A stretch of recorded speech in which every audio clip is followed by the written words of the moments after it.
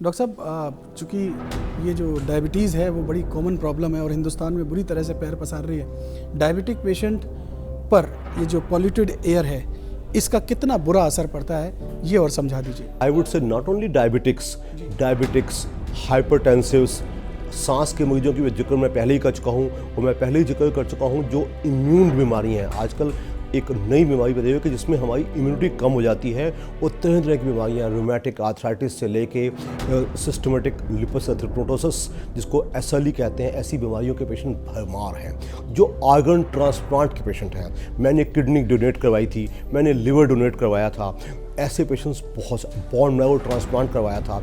ये सब पेशेंट्स ऐसे पेशेंट्स कहे जाते हैं जिनकी ज़िंदगी एज पे चल रही होती है। इनको माहौल अच्छा मिलेगा तो इनका ज़िंदगी बेहतर भी चलेगी, इनकी क्वालिटी ऑफ लाइफ भी बेहतर चलेगी।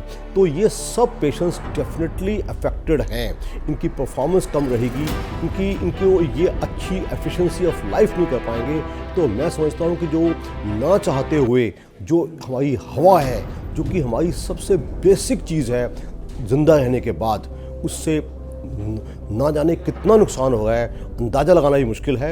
आई think research is going on and shortly we'll have more research papers on this. जी डॉक्टर साहब, चूँकि मॉर्निंग वॉक, इवनिंग वॉक सभी को सजेस्ट की जाती है और ख़ासतौर पे जो पेशेंट है वो तो ज़रूर निकलते हैं घर से बाहर।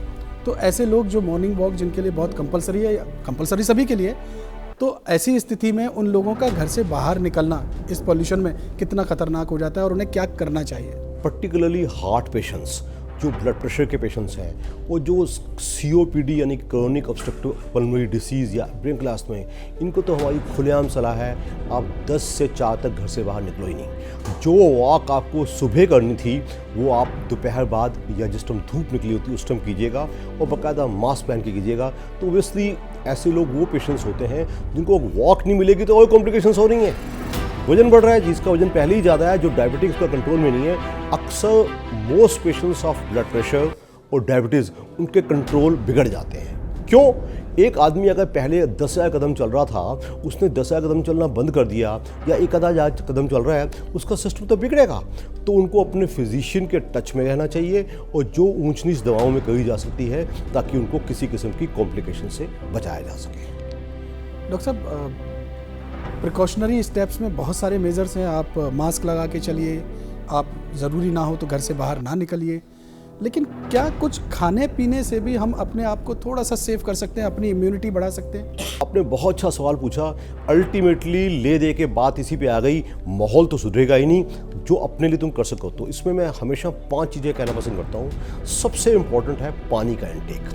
मस्ट, एक 60 किलो का आदमी अगर कोई इसको किडनी फेलियर या हार्ट फेलियर नहीं है तो उसको एवरेज 2-2.5 लीटर पानी जरूर पीना चाहिए, मस्ट, प्लेन वाटर। दूसरा, एक पौष्टिक आहार जिसको कि हम एक स्मार्ट बैलेंस डाइट कहते हैं, जिसमें आपको प्रोटीन्स भी मिले, एग वेग जरूर मिले, आपको हरी सब्जियां, दालें और फल जिसमें कि एंटीऑक्सीडेंट्स की भरमार होती है वो मिले।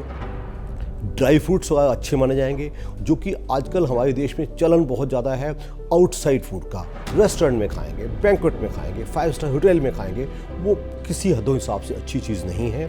Try to avoid outside food. और बच्चों के लिए विशेषता, जो बच्चे जंक फूड या फास्ट फूड ही खाना पसंद करते हैं, पापा पिज़्ज़ा खाना है, मोमोज खाने हैं और नूडल्स खाने हैं, no, insist on home made खाना, फ्रेश कुक्ड खाना, हाइजीनिक खाना। मेरे हिसाब से इससे बड़ा बचाव नहीं है।